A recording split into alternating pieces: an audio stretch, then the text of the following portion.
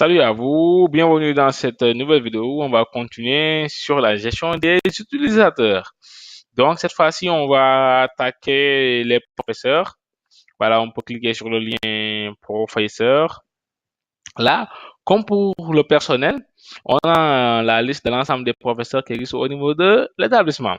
Donc là, on peut faire des recherches. Par exemple, si je mets, voilà, je mets Ndiaye, du coup, ce sera, voilà. Donc là, en fait, je fais une recherche au niveau de la base de données pour voir l'ensemble des professeurs qui ont, voilà, qui ont ce nom, qui ont pour nom Ndiaye.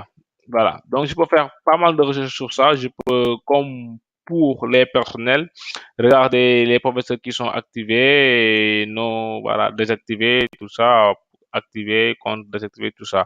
Donc, l'activation et la désactivation, comme vous le comprenez, c'est quand le professeur n'a plus le droit d'accès au sein de l'application. Donc, il faudra faire la désactivation. Donc là, quand on le désactive, on a ça. Voilà.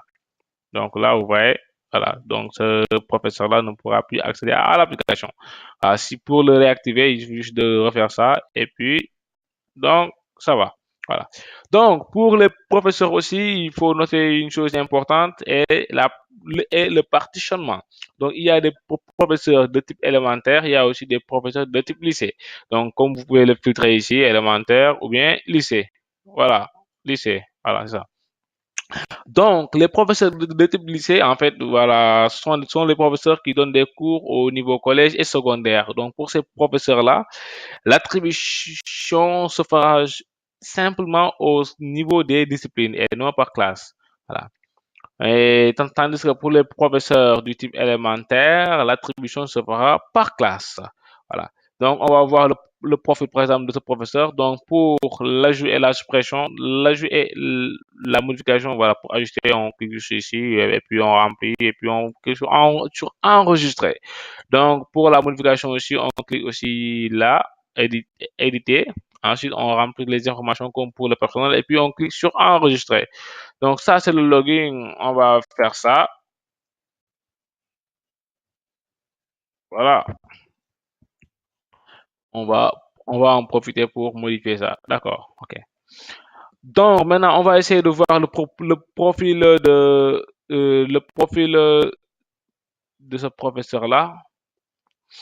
En regardant, on voit bien que la classe CM2A a été attribuée à ce professeur. Donc, cet enseignant pourra gérer cette classe, l'ensemble des disciplines, les notes et, voilà, et tout le processus de gestion qui concerne. Donc, pour changer l'attribution, il suffit de venir là. On peut choisir ici, voilà, n'importe quelle classe de l'élémentaire. Donc, après avoir choisi, il faut faire l'enregistrement. D'accord. Donc là, vous voyez maintenant que le professeur pour cette année-là gère la classe de CIA. Donc, on va revenir sur les professeurs. On va maintenant prendre un professeur du type lycée. Par exemple, ce professeur-là, quand on le voit bien, voilà. Donc, ce professeur pour l'instant n'a aucune attribution. Donc, on va l'attribuer, par exemple, anglais de truc. Ensuite, bon, comme c'est un prof d'anglais, on va juste contacter anglais de truc.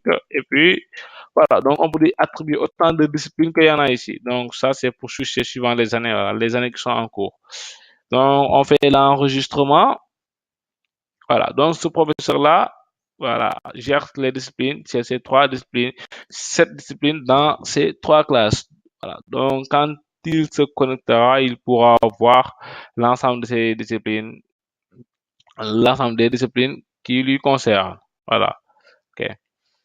Donc, c'est tout ce que je voulais vous montrer concernant la gestion de ces professeurs. Je vous donne rendez-vous dans d'autres vidéos où on va continuer sur la suite. Merci.